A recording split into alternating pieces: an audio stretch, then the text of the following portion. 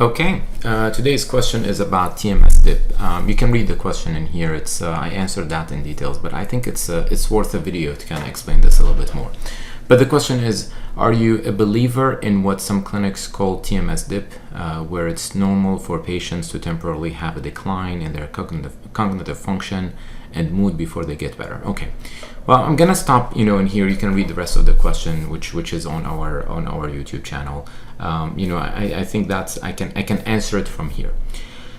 First, there is no believe or no believe in medicine. There is, what is the strength of clinical evidence for something, right? Is there something that we're observing frequently that we have to kind of address or not address? So it's not about belief, it's not religion, it's not, so I know, that I'm picking on things here. You probably did not mean believe, meaning in a belief kind of thing. But your question is like, is this real or is it not real? Okay. So, It is, but we don't know what's going on with dip. Okay, so the first time I heard about a dip was I think the author who wrote a book about TMS therapy kind of reported that there had been multiple reports from patients who go through TMS that there might have been a dip, particularly on social media, kind of talking about their symptoms and what have you. And I was kind of doubtful. I thought that this could be, kind of related. My theory was that there could be some placebo effect that's happening in the first week of treatment or so. Remember when I told you that the actual benefit of TMS would be significant and reported by the 10th session of treatment? By the 20th session, most patients who are going to respond, they have responded already. Well, when TMS started, there was a lot of excitement, from some patients, and as you were mentioning in here, that there is some market and hype and what have you. And I think one of the companies, one of the earliest companies to do TMS, that were writing articles about some patients describing improvement in their symptoms after the first treatment session. That's pure placebo. Okay, no patient is going to get better with one treatment session of TMS, right? If a patient had felt a lift up in their mood after a first treatment session, we just want to make sure that, hey, it's okay that you're feeling better now. That's not what we're aiming for. What we're aiming for is your improvement consistently as you reach the end of the treatment, okay? So there is a placebo effect that could play a role. So if somebody was not going to respond to TMS, or they're going to respond to TMS but in more of the normal graph that we would expect, which is between the second week to the fourth week, and then because they were excited about their TMS and they reported an improvement in the first week, what is going to happen?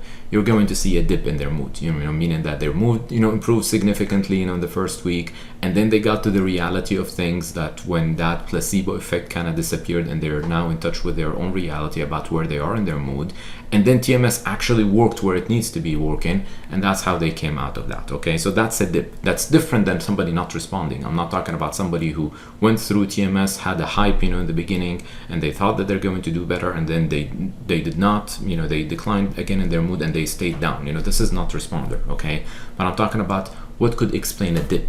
So the explanation of that, it could be a little bit of excitement in the first week or so of the treatment, and the best way to combat that is just to make sure that you're going to a clinic where they know what they're doing, and they're not giving you those false messages about the first week, being whatever, and after the first treatment session you're going to feel significantly better and what have you and stuff like that. No, we don't really care about that.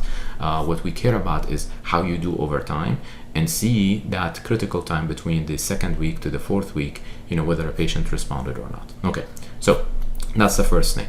Okay, the second thing, which again, that was my theory of why it could happen for some patients, and there is nothing in the clinical literature that actually would support either way. But then we had this accelerated TMS situation, right? When we're doing 10 sessions a day for 5 days, so 50 treatment sessions in just 1 week. The effect of such treatment will start appearing, on the first day, because you're doing 10 sessions, basically all of those, 2 weeks are done in just 1 day, right? So you would see patients for real improving, at the end of the first day, right? And the second day they're doing fine, and then there is some kind of cathartic effect that could happen on the third day or so. Dr. Nolan Williams reported that in one of his lectures about accelerated TMS. I've seen that in about 2 or 3 patients that I did not do that many accelerated cases, maybe about 30 cases in the last 3 years or so. But there had been, I would even correct myself, more than just 3 cases. I think about 4 cases that had a little bit of this sudden emotional overwhelm that could happen in the middle of their treatment, like on the third day or so, and then they go back to their improvement that they had before. It's not a relapse of their depressive symptoms. Many other factors are still good, right? Just like they will have like a little bit of an emotional crying for no reason or what have you, that happens, in the middle of the treatment.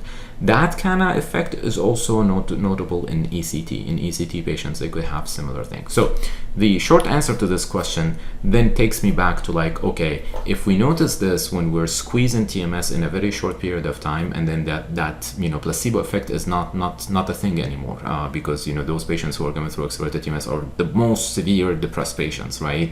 And there's not that timeline to kind of go with that, and we're seeing some dip in the middle, then that means that there are some patients who I thought earlier that it could be a placebo effect in the first week, and then they're coming up to their improvement, and that explains the dip. That means no, maybe some of them will actually be improving in their second week or what have you, and that they're going back, and then they could improve after.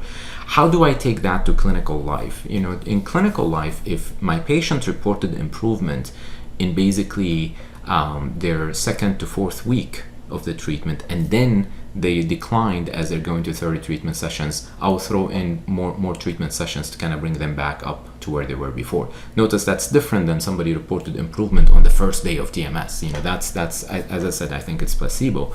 But if somebody had reported the improvement in the middle of the treatment, but then towards the end of the treatment they're declining, I want to bypass that dip in case that this was the case. All right.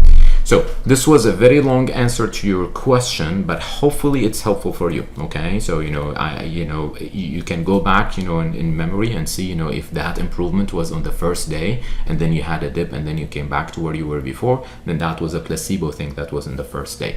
But if that improvement was in the middle of the treatment, then yes, it could be you could be going through a dip situation, and then continuing treatment could be helpful. All right. Notice that you also mentioned a decline in cognitive function. Well, here we have to stop. If there is a decline, well, first, there's no reports in any of the randomized controlled trials about decline in cognitive function for patients who are going through TMS. So if there was a decline in cognitive function, that's a situation I just stop. I don't continue. I don't tell the patient there is a dip that is happening or what have you. Like, no, let's stop your treatment, see how you're doing cognitively, and see if that there is a side effect related to TMS in this regard or not. Because per clinical literature, that should not happen. TMS does not cause cognitive decline. I know what you guys read on social media and online and Reddit, and a couple of people who are kind of trying to attack TMS as much as they could, similar to how ECT was attacked in the past. I am aware of all of this, but there is no clinical evidence to support that. By cognitive testing, by getting patients randomly, not knowing whether they're receiving TMS or not, and after they're done with their treatments, they're getting cognitive testing, and there is no evidence of cognitive decline. So for this reason, if some patient tells me that I'm having some cognitive issues, I stop treatment, because that would be something that was not even reported. It was not accepted side effect. Headache is an accepted side effect because it's reported. But if somebody comes up with a side effect that is related to cognitive function, I just stop the treatment, evaluate the patient, and make sure that they're doing okay before we continue. So I just wanted to pick up on that line that you put in there. Hopefully this is a good answer. Disclaimer. Although I am a psychiatrist, this is not a professional advice, as I am not familiar with the specifics of your unique situation. Please contact a psychiatrist in your area with more questions. This disclaimer is added to my answers on social media after consulting with the American Psychiatric Association. Thank you.